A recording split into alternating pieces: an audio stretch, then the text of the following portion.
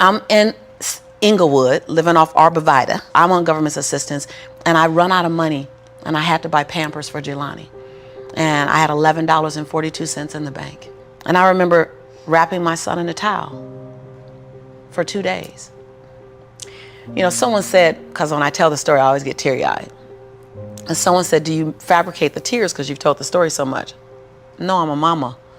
Every time I tell the story, I feel it again. I remember the second day, like you said, I had my hand on Jelani's stomach, and I said, don't worry, baby. Mommy will never be this broke or broken again. And that day, what shifted for me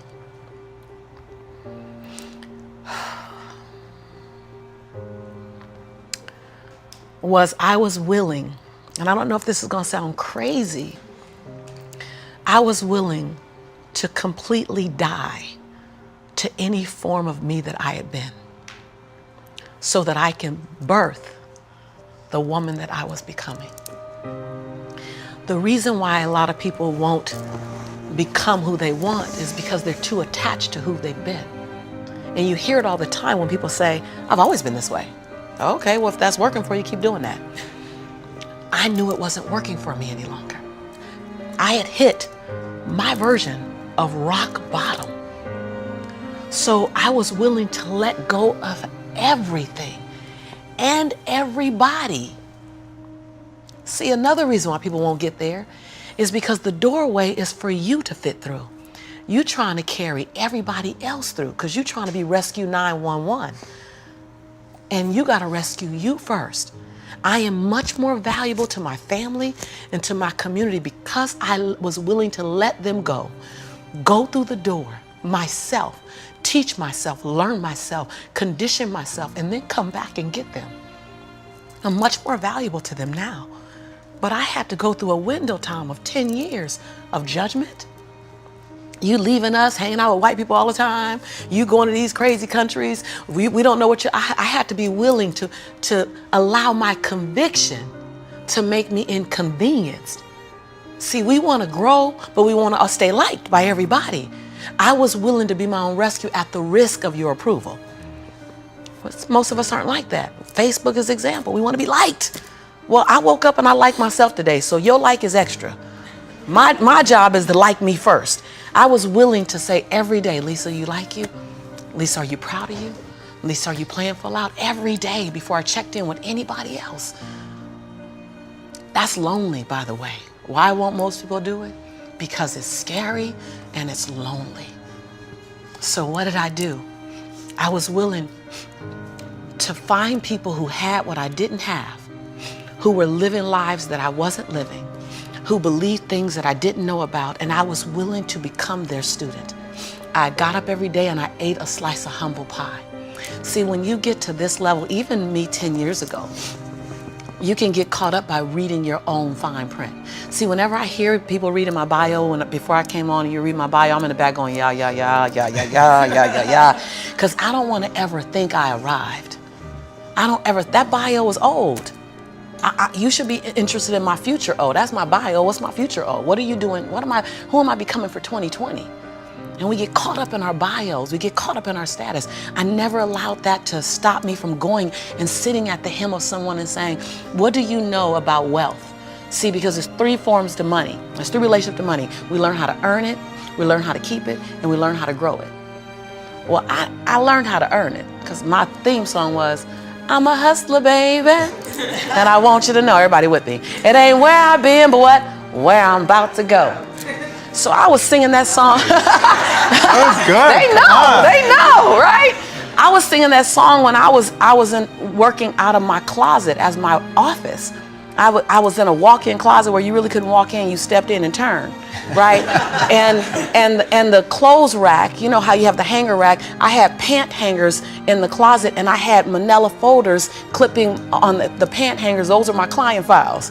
And I would sit there and I put $2.99 mirrors that you get from CVS. I put them all around my closet walls so that I can make my office look bigger. I worked out of that closet office for 4 years, singing that song. It ain't where I've been, but where I'm about to go. I knew that. I knew how to make money. I didn't know how to keep it because ain't nobody had none in my family. So keeping wasn't an issue. Growing was never an issue. So I went to people who knew how to make it, keep it, grow it. I went to people who was about serving others to the highest level. See, I make a lot of money because I serve more people. See, all your success is on the other side of service. People trying to make money, if it begins and ends with money, it's going to be a short-lived victory. But if it's about transforming lives, then the wind keeps going and going and growing and growing. So I went to people that knew what I didn't know. And I killed my ego every day, murdered my she-go every day. Because I got a big she-go. I mean, come on, right? Every day, Tom. And I got hungry and I learned. I went to the same training 42 times. Yes, I said 42. Some folk will stop because I've been there already. I learned that already. Yeah. No, I wasn't there. I wanted to be able to finish their sentences. I want to know what you know. I want to walk like you, talk like you, and then I want to then embed me in it. But success leaves clues. We're just not picking them up. I was the only African American person at this conference. I was one of 2 women at this conference. Within the last 29 sessions, I led the conference. But I was willing to be the student first. So that's what I did, number 1. And number 2, I looked at every toxic behavior in my life. Everyone. You see me go behind my own black curtain. People don't want to tell on yourself. You're trying to protect. You're trying to do 4 things. You're trying to protect, prove, hide, and defend. If you wake up every day and say, I have nothing to protect, I have nothing to prove, I have nothing to hide, I have nothing to defend. Now, who do I choose to be? Because your energy is consumed with protecting, proving, hiding, and defending. Right. But if you let go of that, then now you're in creation. Every day I told myself that. Every day I got in the mirror and I said 3 sentences. And I gave each sentence 7 different endings. And at times I was crying so hard I couldn't understand myself because the ending, the sentence was so difficult to say. Every day I looked in the mirror and said, Lisa, I'm proud that you. And I found 7 different things to celebrate Lisa for because we are under-celebrated. Because you want someone to celebrate you more than you celebrating yourself. You want to hear thank you from others more than you're thanking yourself. You want to hear other people say, I love you more than you saying I love yourself. You are teaching the world. I said this on Oprah. And when I said this on Oprah, she said, oh my God, I believe the exact same thing. So I knew I had one thing right. The world is looking at you and following your example of how to treat you. How to treat you. They're following your example of how to treat you. So how you treat you, the world's going to follow your lead. So I had to start treating Lisa better because I was everything for everybody but nothing for myself. And so every day I got in the mirror and I completed 3 sentences. Lisa, I'm proud of you for. Second thing, Lisa, I forgive you for. That one took me down daily because I'd had a son with a man who was now in prison, my biggest nightmare, my greatest nightmare. I had been in a relationship that turned mentally and then physically abusive when my son was 3 years old. I made money but lost it. I was on government assistance. I was on welfare. I was on WIC, Women, Infant, and Children. I got a lot of forgiveness that I had to do. But I was willing to forgive myself every day. And every day I said the same thing for like 6 months until it got easier. And then one day I went, Lisa, I forgive you for it. And that thing didn't come up anymore. I was like, ooh, okay, on to the next. 7 different endings. And the last thing I did every day, last sentence, is Lisa, I commit to you that. Because we make bigger commitments to other people. If I commit to y'all something, ride or die, you can bet your last dime that I'm going to be there. I'm going to show up. You're going to get 2 dimes. But I would make commitments for me, for myself, and I wouldn't do it. I.e. my weight. That's interesting. So I started every day celebrating Lisa, forgiving Lisa, and making a commitment to Lisa. And then I was willing to invest money in me. I love this story. I was willing to invest money in me. Literally. Literally. I worked at LA Unified School District. And I knew I couldn't stay there because they needed a degree. I didn't have a degree. They didn't seem happy. I wanted to be happy. So I would have my son at daycare during the day. I'd work 9 hours. I pick him up from daycare, take him back to my office. I take a 30-minute break from 6 o'clock to 6:30 to go get him. I start working from 6:30 until midnight every day at my office on me, every day. Put my son on a little, primary color blanket, something to occupy him. Give him toys that I took the batteries out of so he'd be confused for a little while trying to figure out why they're not working. I'm serious. And I did it every day, every day, every day. I stopped going out to dinner. I stopped going out dancing. I stopped getting my nails done, stopped getting my hair done. And every 2 weeks when Ella Unified paid me, I wrote a check to my dream. And I wrote in the memo line, funding my dream. And I would mail the check to the bank, Wells Fargo. And I mailed a check to myself every 2 weeks for 3.5 years. My family thought, that I was smoking on drugs. Like, she ain't going out. She eating beanies and weenies all week. We think she on drugs, but she's not getting any smaller, so maybe not. And I went to the bank after 3.5 years. This is the story you're talking about. I walked in the bank. I said, I'm just gonna check and see where that account is, because I wouldn't open the statements, because my mother used to say when I was growing up, girl, this money burn in my pocket. And I'm like, I think money hot, and it goes. Thank you so much, and it goes away fast. So I'm not gonna open the statement because I don't want to know how much money I have, because I didn't have a healthy relationship to money. I didn't even know a relationship with money. So while I'm at these trainings, they just kept saying save. So I'm like, okay, I'm gonna save. I didn't need the money that I was writing checks for, because it was the money I used on my nails and my hair. And then every check I wrote to myself, I made a challenge with myself that it had to be 5% more than the next check. Wow. Than the previous check. So I didn't really know how to calculate the 5%. So I'm like, well, I'll just add $30. I'll just add $60. I really didn't know anything about it. Then I went out and got a second job. And I started working in the evenings, less on my business and more out on jobs, so I can write a bigger check. So I learned how to live on $31,000. That's all I was living on, $31,000. We can make it. We got it. I sold my Altima I had at the time. I bought an old Ford Explorer.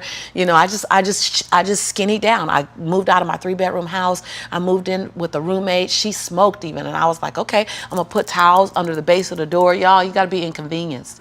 I put towels on the base of the door so the smoke wouldn't come in the room with me and my son. We slept side by side in the same bed. Went from a 3-bedroom, 3-bathroom house, 2-story, to a roommate, because I was willing to write a check to fund my dream. And I kept writing, funding my dream, funding my dream, funding my dream. And I walked in the Wells Fargo 3.5 years later, and I gave her my name. I said, hi, my name is Lisa Nichols. And she's like, you the funding my dream lady. I was like, yeah. So all these tellers came running around. The manager came around, because I guess everybody had processed a check or two. Right. And they were like, we all been wondering, like everybody wants to know, what's the dream you funded? And I was like, I don't know, but it's gonna cost some money. I think I got a little money now to fund the dream. And so I said, I just came to get my balance and to see where it is, because I haven't opened any of the statements. They were like, what? I said, no, I haven't opened any of the statements because money burns my mama's pocket, so it might burn my pocket, so I don't want to spend it.